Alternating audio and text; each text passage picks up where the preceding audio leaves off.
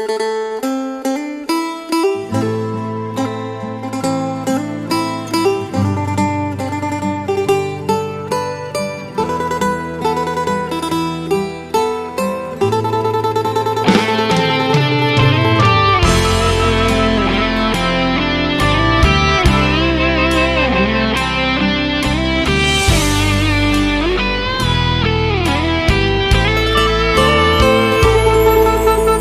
จ็บจนว่าเกือบสิทนบ่ไหวย้อนผู้ยิ่งหลายใจที่เฮ็ดให้เป็นแบบนี้ซ้ำคือกระสุนยิงใส่มาเฉียดหัวใจพอดีหงายท้องล้มลงคาที่บาดเจ็บสาหัสแต่ยังดี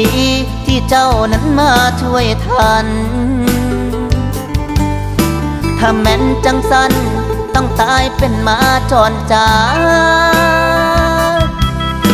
เป็นออกซิเจนยื้อไว้ต่อลมหายใจ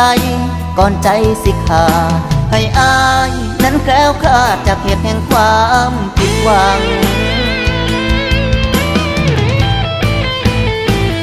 รอดตายเพราะเจ้าที่เข้ามารักษาใจอายให้คนกำลังใกล้ตายได้ฟื้นมาใหม่อีกครั้งคอยเยียวยาห่วงใยดูแลเบื้องแย่งสุยาง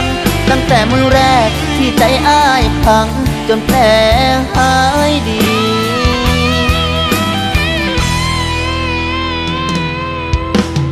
ขอบใจเด้อขอบใจเจ้าหลา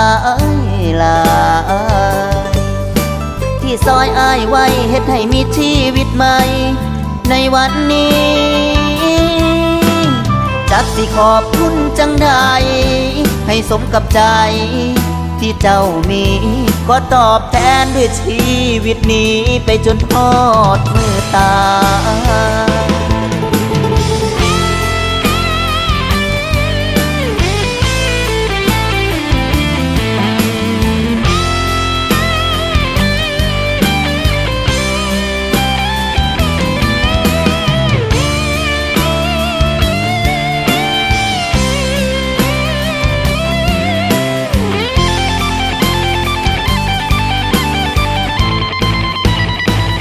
รอดตายเพราะเจ้าที่เข้ามารักษาใจอายให้คนกำลังใกล้ตาย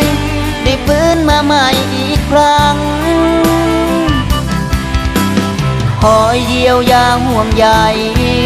ดูแลเบื้องแย่งสุยางตั้งแต่มือแรกที่ใจอ้ายพังจนแผลหายดี